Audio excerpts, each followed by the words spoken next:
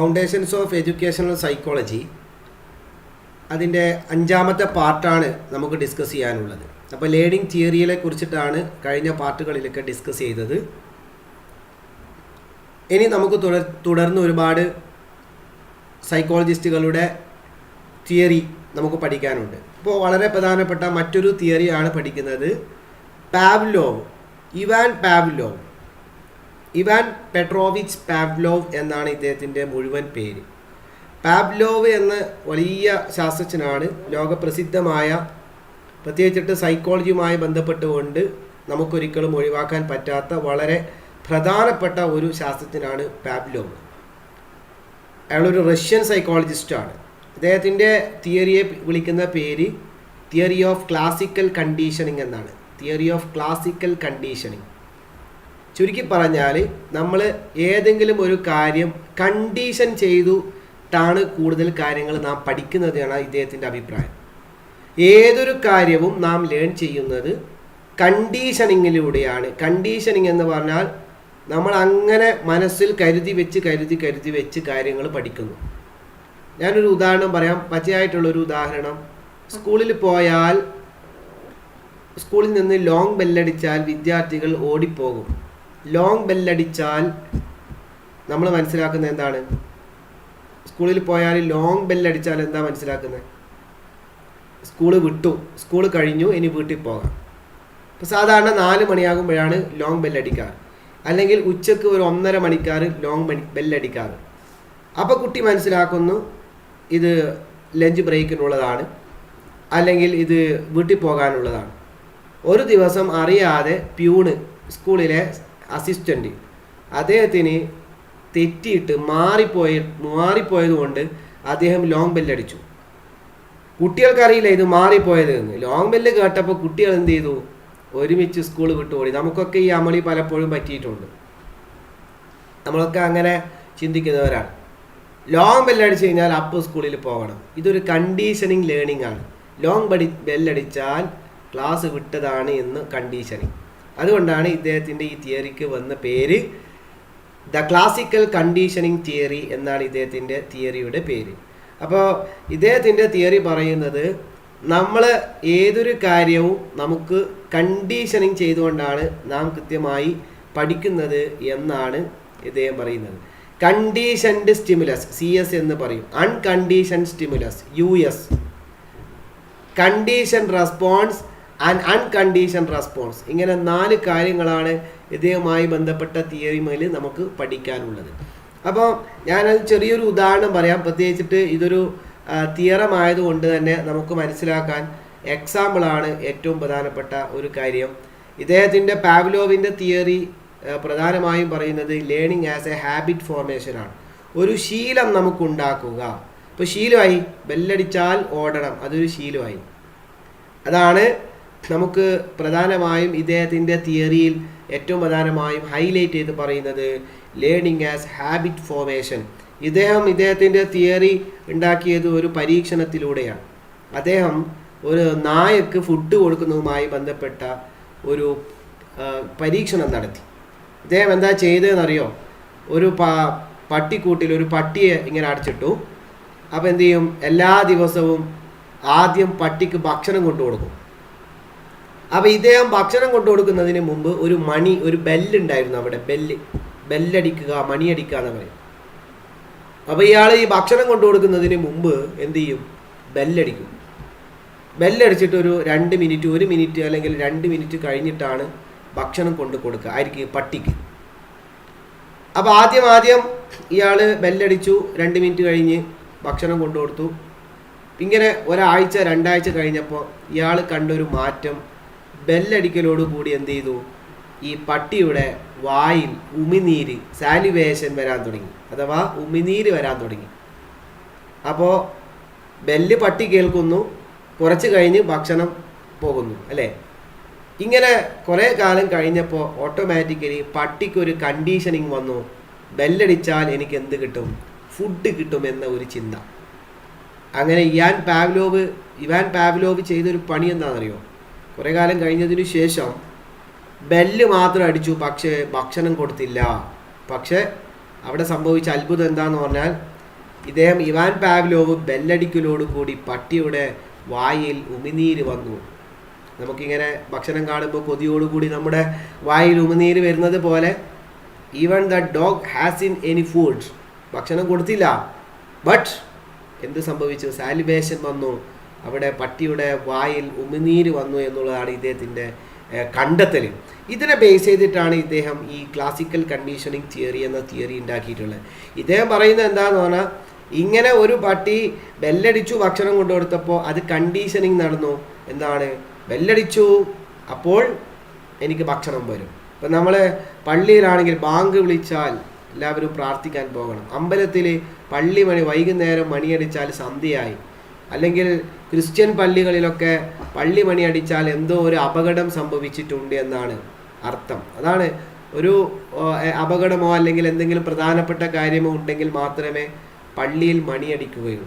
ഇപ്പോൾ ഒരു ദിവസം വികാരി അച്ഛൻ അല്ലെങ്കിൽ പള്ളിയിൽ അതിൻ്റെ ചാർജുള്ള ആൾ വെറുതെ തമാശക്ക് ഒന്ന് ക്രിസ്ത്യൻ പള്ളിയിൽ ഒന്ന് ബെല്ലടിച്ചാൽ ആ നാട്ടിലെ ഇടവകയിലുള്ള ആളുകളെല്ലാം തന്നെ ഓടിക്കൂടി അവിടെ എത്തും. കാരണം എന്താ? അവർക്കറിയില്ല ഇദ്ദേഹം വെറുതെ പറ്റിക്കാൻ അടിച്ചതാണ്, വെറുതെ അടിച്ചതാണ്. ഇതൊരു കണ്ടീഷനിങ് ആണ്. പലതും നമ്മൾ ആംബുലൻസ് ഇങ്ങനെ ചീറിപ്പാഞ്ഞ് വരുന്ന സമയത്ത് നാം എല്ലാവരും എന്ത് ചെയ്യാറുണ്ട്? ആംബുലൻസ് ഇങ്ങനെ വരുമ്പോൾ നമ്മൾ ഓട്ടോമാറ്റിക്കലി വഴി മാറിക്കൊടുക്കാറുണ്ട്. അത് ഒരു കണ്ടീഷനിങ് ആണ്. ഇങ്ങനെ പലതും നാം എന്ത് ചെയ്യുന്നുണ്ട്? കണ്ടീഷൻ ചെയ്യുന്നുണ്ട്. ഇപ്പം നമുക്ക് ഈവൻ ദോ നമുക്ക് പറയാം സിമ്പിളായിട്ട്, നമ്മളെല്ലാ ദിവസവും ചായ കുടിക്കുന്നവരാണ് എല്ലാ വൈകുന്നേരങ്ങളിലും. അപ്പോൾ നമുക്ക് വൈകുന്നേരം ആ സമയത്ത് ചായ കിട്ടാതിരിക്കുമ്പോൾ ഒരു വലിയ പ്രയാസം. ഇതൊക്കെ നമ്മൾ പല കാര്യങ്ങളും കണ്ടീഷൻ ചെയ്ത് മനസ്സിലാക്കുന്നു എന്നുള്ളതിന് ഉദാഹരണമായിട്ട് പറയാം.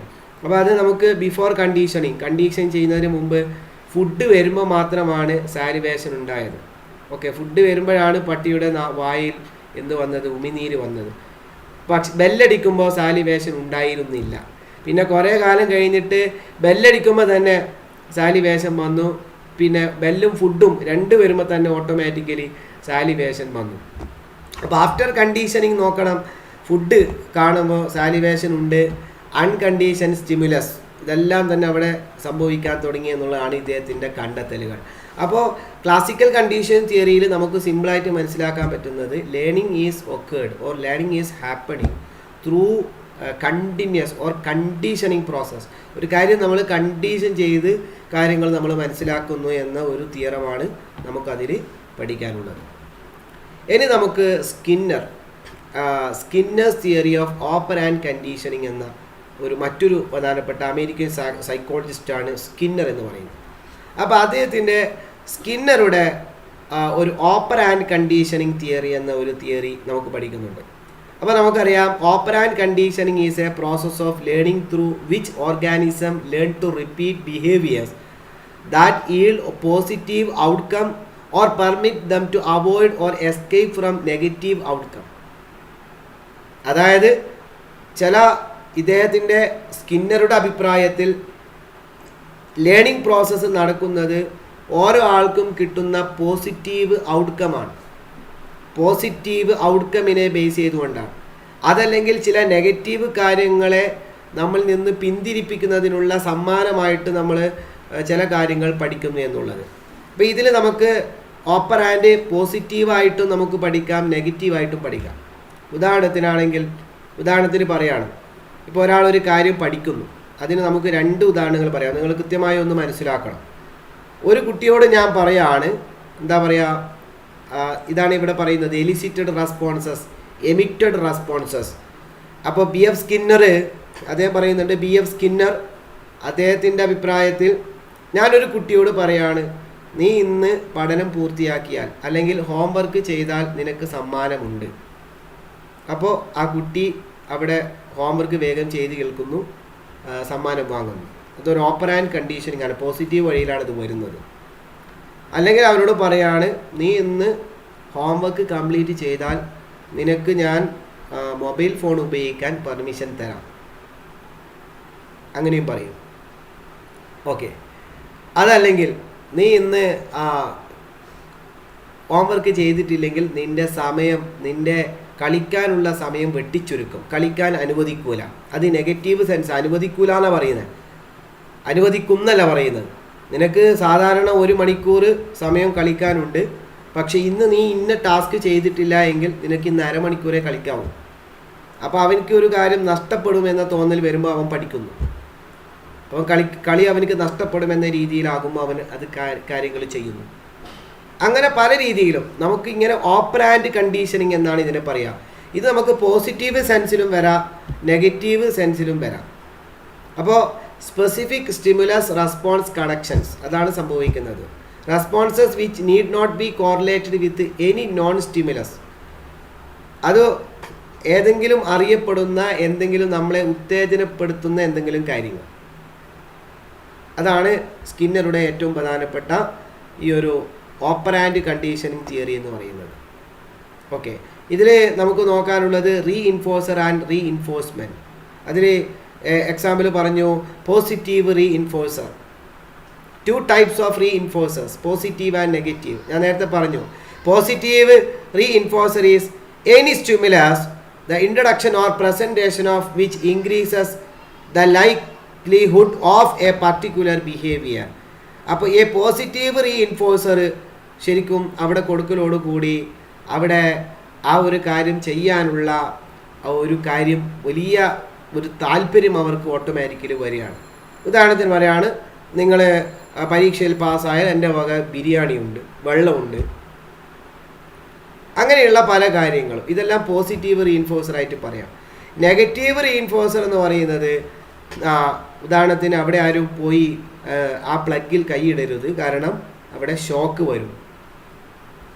ഓക്കെ, അതല്ലെങ്കിൽ വലിയ ശബ്ദം, അല്ലെങ്കിൽ അവിടെ എന്തെങ്കിലും ഭീമാകരമായൊരു സംഭവമുണ്ട്, അങ്ങോട്ട് ആരും പോകരുത്, അത് നെഗറ്റീവ്. അതുമൂലം ആ കാര്യം എന്ത് ചെയ്യുന്നു, അവർ പഠിക്കുന്നു നെഗറ്റീവ് റീഇൻഫോഴ്സർ എന്നാണ് അതിനെ പറയുക. അപ്പോൾ ഇങ്ങനെ ഓപ്പറാൻഡ് കണ്ടീഷനിങ് തിയറി എന്ന മറ്റൊരു BF സ്കിന്നറുടെ തിയറിയും കൂടിയുണ്ട്. ഇതെല്ലാം നമ്മൾ ഓർക്കേണ്ടത് ഓരോ ശാസ്ത്രജ്ഞരുടെയും അഭിപ്രായത്തിൽ പഠനം, ലേണിംഗ് പ്രോസസ്സ് നടക്കുന്നത് ഓരോ രീതിയിലാണ് എന്ന് നാം പ്രത്യേകം എന്ത് ചെയ്യുക, ഓർക്കുക. ഇനി നമുക്ക് നേരത്തെ ബിഹേവിയറിസ്റ്റ് തിയറീസാണ് നമ്മളിപ്പോൾ ഡിസ്കസ് ചെയ്തത്. ഇനി നമ്മൾ പഠിക്കാൻ വേണ്ടി പോകുന്നത് കോഗ്നിറ്റീവ് തിയറീസാണ്. കോഗ്നിറ്റീവ് എന്ന് പറഞ്ഞാൽ അറിയാം, നമുക്ക് ചിന്താപരമായ നമ്മുടെ ചിന്തയുമായി ബന്ധപ്പെട്ടുകൊണ്ട് ഉള്ള ചില തിയറംസ് പഠിക്കാനുണ്ട്. അതിൽ വളരെ പ്രധാനപ്പെട്ട ഒരു തിയറമാണ് ജസ്റ്റാൾട്ട് സൈക്കോളജി എന്ന് പറയുന്ന വലിയൊരു സൈക്കോളജി ഉണ്ട്. നമുക്ക് സൈക്കോളജിയുടെ വലിയ ഭാഗമാണ്, അതൊന്നും നമ്മുടെ ഈ ഒരു വിഷയത്തിൽ നമുക്ക് വിശാലമായി പഠിക്കാനില്ല. വളരെ ചെറിയ ചെറിയ കാര്യങ്ങൾ മാത്രം നമ്മൾ എന്ത് ചെയ്താൽ മതി, ഓർത്താൽ മതി. കൊഹ്ലർ എന്ന ശാസ്ത്രജ്ഞനെ കുറിച്ചിട്ടൊക്കെ ധാരാളം കേട്ട് കാണും നിങ്ങൾ. കൊഹ്ലർ ഇതൊക്കെ ധാരാളമായി നമ്മൾ പല സോഷ്യൽ മീഡിയയിലും അതേപോലെ യൂട്യൂബിലൊക്കെ ധാരാളം കാണുന്ന ആളുകളാണ്. അപ്പോൾ ഇത്തരം ആളുകൾ ജസ്റ്റാൾട്ട് സൈക്കോളജി അല്ലെങ്കിൽ ജസ്റ്റാൾട്ട് സൈക്കോളജിയുമായി ബന്ധപ്പെട്ടുകൊണ്ട് വേറൊരു തിയറം പഠിപ്പിക്കുന്നത് ദ ഇൻസൈറ്റ് ലേണിംഗ് തിയറി എന്നാണ് പറയുന്നത്. ഇൻസൈറ്റ് ലേണിംഗ് എന്താ? ഇൻസൈറ്റ് ലേണിംഗ് എന്ന് പറഞ്ഞു കഴിഞ്ഞാൽ insight mean sudden grasping of the solution for A problematic situation. Insight എന്ന് പറഞ്ഞാൽ സഡൻ ഗ്രാസ്പിംഗ് ആണ്. നമ്മൾ പെട്ടെന്ന് ഒരു കാര്യം പഠിച്ചെടുക്കുക, അല്ലെങ്കിൽ ഒരു പ്രോബ്ലമാറ്റിക് സിറ്റുവേഷൻ നമ്മുടെ മുമ്പിലേക്ക് വന്നാൽ ആ വിഷയത്തിൽ ഒരു സഡൻ ആയിട്ടുള്ള ഒരു ലേണിംഗ് അല്ലെങ്കിൽ ഒരു ഗ്രാസ്പിംഗ് നേടിയെടുക്കുക എന്നുള്ളതാണ് ഈ ഒരു ഇൻസൈറ്റ് കൊണ്ട് ഉദ്ദേശിക്കുന്നത്. അതുകൊണ്ടാണ് ഇൻസൈറ്റ് ലേണിംഗ് തിയറി എന്ന് തന്നെ പറയുന്നത്. ഇതിൻ്റെ പ്രധാനപ്പെട്ട ഒരു ബേസിക് കോൺസെപ്റ്റ് എന്ന് പറയുന്നത് ലേണിംഗ് ഈസ് പർപ്പസീവ്. ഒരു പർപ്പസിന് വേണ്ടിയിട്ടാണ് അവർ പഠിക്കുന്നത് എന്നാണ് പറയുന്നത്. Learning is A purposive. ഒരു പർപ്പസ് മുന്നിൽ കണ്ടുകൊണ്ടാണ് അവർ പഠിക്കുന്നത് എന്നാണ് പ്രധാനമായും ഇതിൻ്റെ ഒരു ബേസിക് കോൺസെപ്റ്റ് നമുക്ക് പഠിക്കാൻ പറ്റുക. അതേപോലെ learning situation is a problem situation and the learner can deduce the solution by insight. അത് വളരെ പെട്ടെന്ന് ആ ലേണറിന് എന്ത് ചെയ്യാം, അത് ഇല്ലാതാക്കാം. പെട്ടെന്ന് ആ കാര്യത്തെക്കുറിച്ച്, ആ ഒരു പ്രോബ്ലത്തെക്കുറിച്ച് പഠിക്കുകയും മനസ്സിലാക്കുകയും ചെയ്താൽ അവർക്ക് അത് ഇല്ലാതാക്കാൻ പറ്റും എന്നുള്ളതാണ് വളരെ പ്രധാനപ്പെട്ട മറ്റൊരു കാര്യം. Learner by learning perceives the situation as a whole and after seeing the and evaluating the relationship between different parts takes the proper decision in an intelligent way. പിന്നെ ആദ്യം ലേണിങ്ങിൻ്റെ സമയത്ത് അതൊരു വലിയ ഒരു സിറ്റുവേഷനായി കാണുകയും പിന്നീട് അതിനെ ഭാഗികമായി ആ പ്രശ്നത്തെ സോൾവ് ചെയ്യുകയും ചെയ്യാം. അങ്ങനെ അതേ മാത്രമല്ല why learning the learner always response to the proper relationship rather than specific stimuli.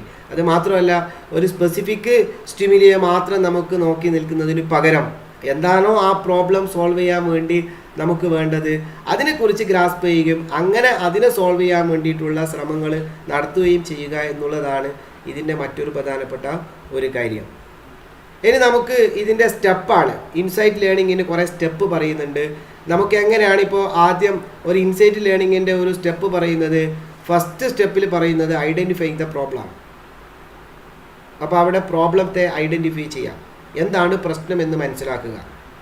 രണ്ടാമത്തത് പ്രശ്നമുണ്ട് എന്ന് മനസ്സിലാക്കി second one understanding the problem, എന്താണ് പ്രശ്നം എന്ന് മനസ്സിലാക്കുന്നു. ഓക്കെ, അത് കഴിഞ്ഞിട്ട് ഇൻക്യുബേഷൻ ഓഫ് ഐഡിയ, പിന്നെ ഒരുപാട് ഐഡിയകൾ നമ്മൾ കളക്ട് ചെയ്യുന്നു. ഓക്കെ, നമുക്ക് ആ പ്രശ്നവുമായി ബന്ധപ്പെട്ട് ഒരുപാട് ഐഡിയകൾ നമ്മൾ കളക്ട് ചെയ്യാണ്. അതേപോലെ തന്നെ ട്രയൽ, ഒരു പരീക്ഷണം നടത്തുന്നു, അത് സോൾവ് ചെയ്യാനുള്ള. അത് പരീക്ഷണം നടത്തിയപ്പോൾ മേ ബി അത് സക്സസ് ആവാം, ഫെയിലിയർ ആവാം, അതൊന്നും വിഷയമല്ല. അടുത്ത സ്റ്റെപ്പിൽ സസ്റ്റൈൻഡ് അറ്റൻഷൻ, പിന്നെ നമ്മൾ ആ ഒരു പ്രോബ്ലവുമായി ബന്ധപ്പെട്ടുകൊണ്ട് സോൾവ് ചെയ്യാൻ വേണ്ടിയിട്ടുള്ള ഒരു സസ്റ്റൈനബിളായ ഒരു അറ്റൻഷൻ കൊടുക്കുന്നു.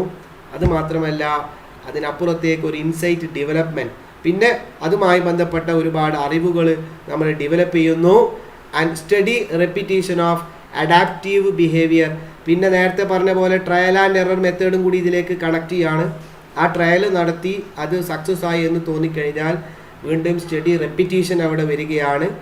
ആൻഡ് അടുത്ത സ്റ്റെപ്പിൽ അത് കോംപ്രഹെൻഷൻ ഓഫ് എബിലിറ്റി, ആ ഒരു എബിലിറ്റി അതിനെ കോംപ്രഹെൻസ് ചെയ്ത് മുമ്പോട്ട് പോയി. The learner reaches the ability to understand the relevant parts of the situation and overlooking the relevant parts.